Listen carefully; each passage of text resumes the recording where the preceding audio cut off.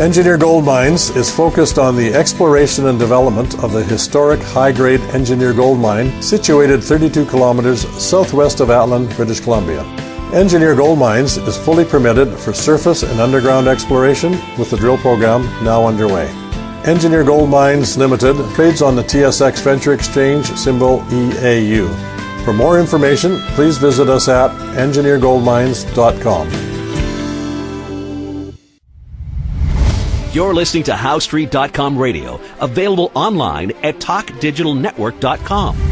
Welcome to HowStreet.com radio, the online source for market opinions. Here is Jim Goddard. My guest is Mark Leibovit, editor and publisher of the Leibovit VR newsletters, also known as VRTrader.com. He was the #1 U.S. stock market timer in the January 2020 edition of Timer Digest. He's speaking to us from Arizona. Welcome back to the show, Mark. Thanks for having me, Jim. It's a pleasure being here. Mark, you have a special offer for our listeners? We sure do. As a shortcut to Leibovit VR newsletters, you can go to VRTrader.com. That's Victor Robert. It actually stands for Volume Reversal, VRTrader.com. And if you enter the promo code 2020 half off, you get 50% off of any of the prices you see on the screen for any of the various newsletters. So that's 2020 half off at VRTrader.com. Now, Mark, you've got a unique annual forecast model. Can you tell us what it shows and how you created it?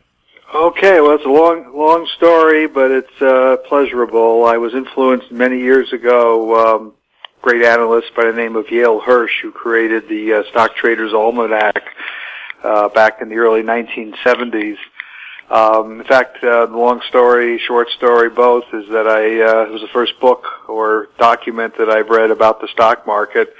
And this is, when I was, just entering college at the time. And, it influenced me. The Stock Traders Almanac, gives cyclical patterns in the market, certain days, or periods of the year that you should be, aware of for trading purposes. One of the famous phrases from that is the Santa Claus rally, and he came up with the turkey shoot around the U.S. Thanksgiving. The market would rally the day before and day after, and just seasonal tendencies during the course of the year, different days of the year, things that happen, and it just intrigued me that so many outside events could be potentially affecting the market, which really had nothing to do with financials per se, or even technical analysis, just what you would term, I guess, seasonality. So I became very influenced by that over the years, in addition to my volume work. And a lot of what I've created in my annual forecast model is influenced by what Yale Hirsch created in the original Stock Traders Almanac. About, let's see now, 1987, so that would be like about 15 years after I first read his book. He dedicated the 1987 edition to me and 3 other technical analysts, calling us the new prognosticators. Of course, this is decades ago, but it was such a great honor having, a book that so much influenced me that the creator of that great work thought enough of what I was doing to have dedicated and put my name in the front of one of his future publications. So I thought that was really inspiring to me, kept me going for many years, really built up my ego. But the forecast model is a cyclical tool, and it became particularly famous back in 1987 when the model that I put together forecast some big volatility, a downward move around the October period in 1987. And back in January at that time, I wrote about how you got to watch out for that nasty step, or I guess not what the exact phrase I used. I think it was step or correction coming in October. So, in a way, it sort of called the October crash, and ever since then, I've been doing the model every year. I'm not saying every year it's perfect, but it gives some good indications for many years about the trends of the market and big swings. And this year's model called for a low in mid-March, and then a rally phase coming out of that, which is exactly what has happened. And having put that together in January, I thought that was a formidable accomplishment. And, not doing anything else, not really looking at COVID-19 or riots in the streets or economic factors, just using these cyclical patterns, coming up with that. So this really has influenced my work and life in so many ways that I look at other things like we've talked about on the program, and we'll talk about that later in this interview about other type of cycles. Well, cyclically, are we in a time frame for a market peak? And if we are, to what extent? Well, we are due for one. You know, the old sell may go away adage is out there. It isn't 100% by any stretch. There are some periods of time where it works better than others, so we don't want to be holding our breath about it, but we are in that time frame. We just hit a double top pattern in the NASDAQ, for example. On a very short-term basis, we have a full moon tomorrow. Sometimes you get change of directions around the lunar cycles. And more importantly, you've got the summer solstice coming up on the 20th of the month. And I've also identified, again, nothing's 100%, that you get sometimes key change points in the market, or you're near key change points in the market around the various equinoxes and solstices. So, you know, March, June, September and December, you got to watch for changes in the marketplace. And this is just based on the seasonality of the planet.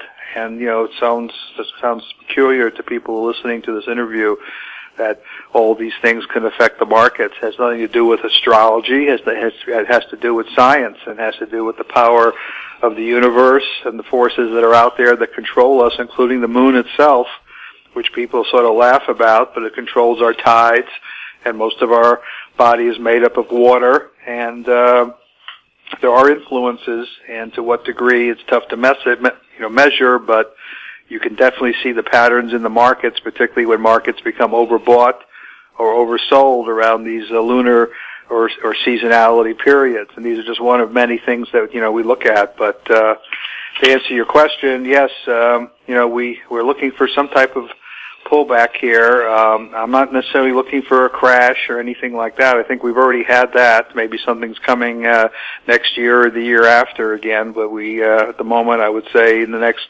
couple, 3 weeks, a pullback looks like a good probability. Would this be a good opportunity to so-called buy the dip?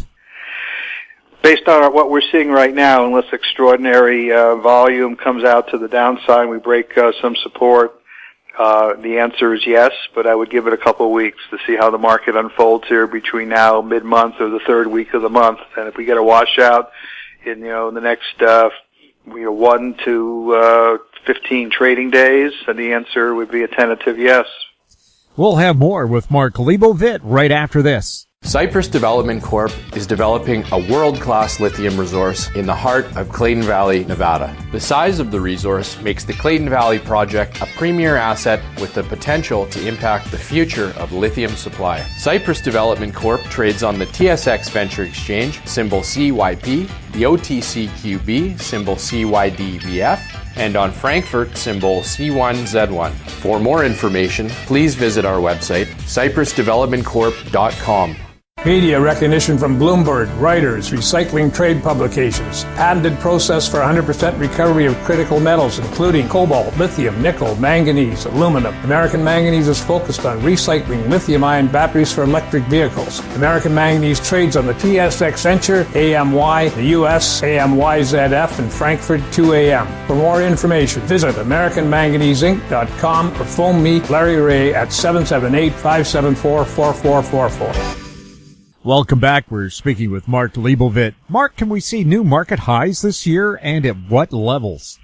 Yeah, you know, it was sort of difficult to affirm that type of possibility, but certainly the way the markets are acting, that certainly is likely and probable. I would say the monkey wrench would be, the Democrats getting into the White House in November. I don't think the markets are going to like that too much. So that might throw that forecast out of kilter. I don't see that happening, but there's so much fraud and deception with regards to the voting and the way the media is being handled and the biases and so forth. And we get into a whole discussion we get into all the theories about the bad players that are out there and what could possibly happen. But just looking at the basic patterns, the way I'm reading it, pull back and then, a surge to new highs and maybe even dramatic new highs by the end of the year into the first quarter of next year. So a lot of this also has to do with the government. We have the Federal Reserve and the Treasury out there printing money like crazy, the plunge protection team helping support the market, and it's very clear that the powers that be want the market up. The last thing they need on the top of riots in the streets is this crashing stock market in addition to the COVID-19 issue. So I think they have to try to do something to support what they can. They can't stop the riots every day or stop the virus every day, but they can certainly institute buy programs and drive stock prices higher. So my gut feeling is new record highs in the indexes, and if I'm correct, it would occur sometime in the fourth quarter. What other forces may be at work behind the crash, recovery, and future market movements? There's very interesting stuff going on out there, and when I get into these other subjects, people sort of laugh and they think that I'm a conspiracy theorist and so forth. But I look at and read everything, and we had talked about this previously weeks back when the virus pandemic, or as we call plandemic, unfolded, and it seemed very suspicious to me that this thing suddenly came about the way it came about, and we found out that there were actually papers and research analysis done about a pandemic. We call it plandemic, but a pandemic, and big names, elite global planners like Bill Gates have been being involved and talking about the possibility of a pandemic and what that would do and how that would perhaps provide the means to change and create the new technocratic, brave new world that he envisions and others like him. So there was something very suspicious about it. And I still believe to this day, whether it was related to a political move or there's things that we still don't know about out there that we were prevented from, or not prevented from, but not voluntarily told about. And one of the great examples that I brought about was, what if there was an asteroid heading to the Earth? One way to get people into their homes and off the streets is, create a virus pandemic. It was also a test, perhaps, to see how people would react in a negative situation. And we can see people didn't act all that great. Many did, many didn't, but many ran out and bought toilet paper, for example. I mean, how would we react if we were really told that something, more serious was occurring out there?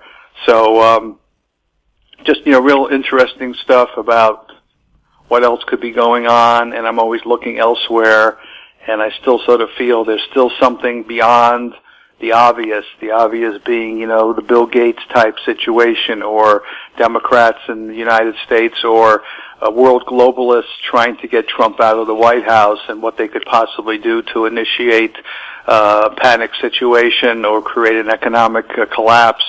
Those are all possibilities. They do make sense, and we know that the riots that are occurring now in the U.S., these are not accidental. There are forces behind them, and there are a lot of bad players out there. I don't want to name names. I've named them in my newsletter, but we know who the bad players are, and they're trying to initiate problems. So we can speculate about an asteroid. We can speculate about political motivations, but bottom line is I'm always looking for things that could be happening. In fact, there were even rumors, some posts on the internet, and there are people that follow some of the NASA space agency postings, and there was actually apparently some asteroid that could be coming close to the Earth in the next few days, and whether it actually would come or not, that's all speculation, but it was actually postings about they're monitoring something out there that could, possibly get awfully darn close.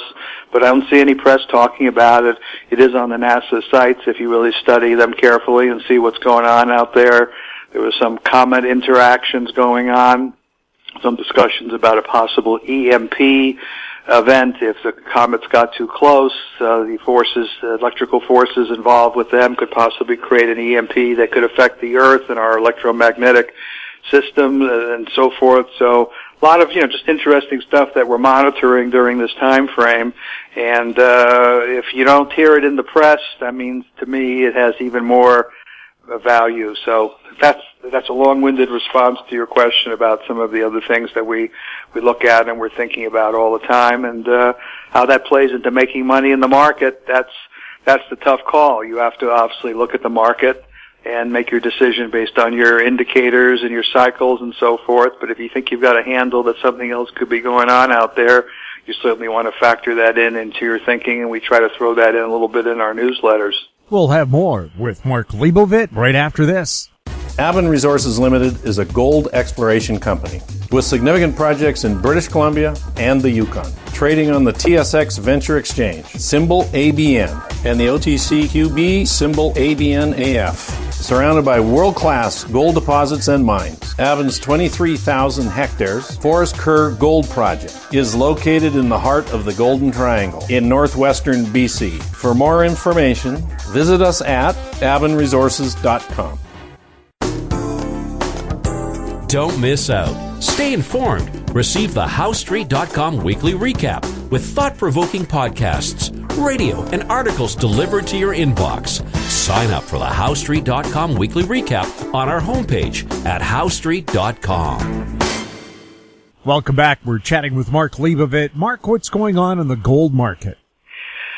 We love the gold market. We just think the timing for the greater play that most are looking for, and we discussed this before on the interview, but it's good to remind everyone we're bulls, but we think the third and fourth quarter might be a better place for the upward acceleration that many are anticipating. So many of the shares, gold shares, got out of we thought overpriced, and we actually went short a little bit. Took some trades in inverse indexes to play a downward move in some of the gold stocks.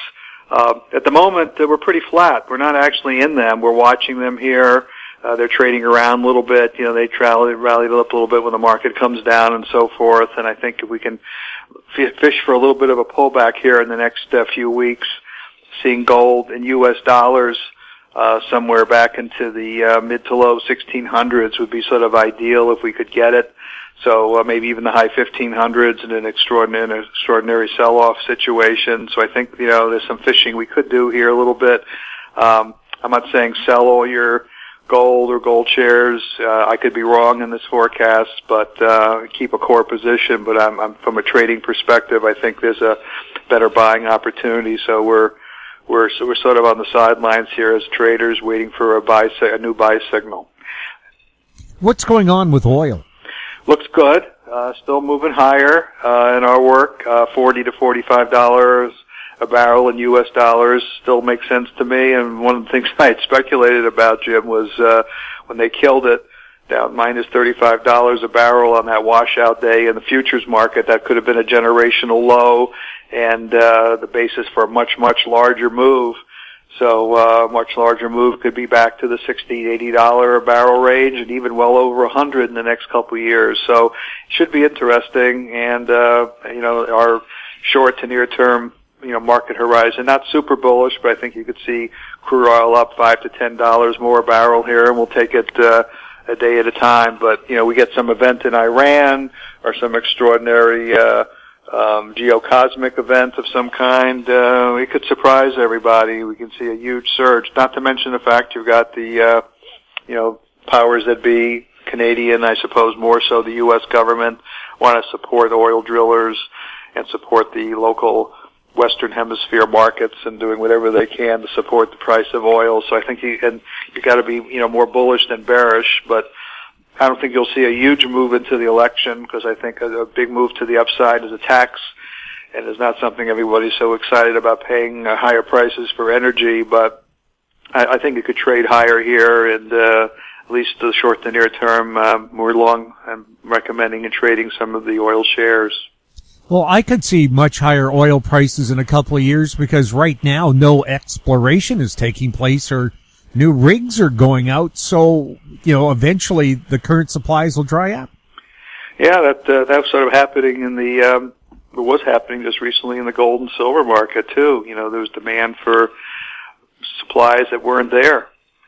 Couldn't deliver on gold and silver. Big premiums came into the market. So when miners aren't mining and oil drillers aren't drilling, that does help prices. Is there still a shortage of physical gold and silver? I have to check with my sources. I assume that's getting better because they were telling us that it needed a few weeks to get caught up. I'm not sure what the status is at the Canadian Mint and some of the sources that were on hold, if they're back into production or not. I assume that's going to get better, but I don't have a current read on there for you. I think it's going to improve. That we just needed catch-up time following the shutdown regarding the virus situation. What are your favorite sectors or trades? Well, we jumped into some of the gun stocks because we like these all year. We've been big followers of names like Sturm Ruger and Smith & Wesson and so forth. And they're very cyclical, and they go up and down. They ran up back in the Obama administration when people were fearful they would lose their Second Amendment rights in the U.S. Just recently they had a big surge because of the riots in the streets. And the charts, to me, still look like they can go higher. And I'm not so sure that civil unrest is a solved issue here. And, there's an election, for example, that comes and favors Donald Trump this year. There's going to be a lot of people out there not going to like that. I'm sure just the opposite is the case, among the conservatives if someone like Hillary Clinton or Joe Biden gets into the White House. So there are a lot of, forces out there that might express themselves violently, unfortunately, and but there is a demand for guns, and I think that is one sector. Still focusing on the cannabis stocks. Still, many are very cheap. They got big washout from the April top we saw in 2019. I'm not saying they're going to new highs, but they certainly are tradable, and we are long. A couple of names there. Other group, as you know, has been rallying here in the last several days are the airlines. They look a little extended here on a 1 or 2 day basis, but I think there's a lot of catching up there that could occur, so you got to keep an eye on the airlines on a pullback. And also, we like uranium. We've been following some of the uranium names. Got to trade those as well, but they've been ignored for many, many years. And if you look at the big charts and some of these names, like Cameco, there's some real upside potential there, and I think Donald Trump in particular has talked about a resurgence in nuclear energy and the use of uranium, so something to keep an eye on as well. Mark, can you repeat your special offer again? Absolutely. For listeners, if you'd like to subscribe to any of our products, we have all kinds of newsletters. Go to vrtrader.com. That's VictorRobertTrader.com. We have a cannabis letter, metals resource letter, trading letter, and we've all, general letters that cover the entire market as well. vrtrader.com, and the offer is 2020 half off. That's the promo code that you would enter for any newsletter you wish to subscribe to. And thank you for mentioning that. Mark, thanks for being on the show. My pleasure. My guest has been Mark Leibovit, editor and publisher of the Leibovit VR newsletters, also known as vrtrader.com. If you have any questions for Mark or any of our other guests, you can send them to info@howstreet.com, our YouTube channel, Talk Digital Network. Find us on Twitter @HowStreet. We're also on Facebook. I'm Jim Goddard. Thank you for listening. Comments made on HowStreet.com radio are an expression of opinion only and should not be construed in any matter whatsoever as recommendations to buy or sell any financial instrument at any time. Available online at TalkDigitalNetwork.com. HowStreet.com radio is a production of HowStreet Media Incorporated.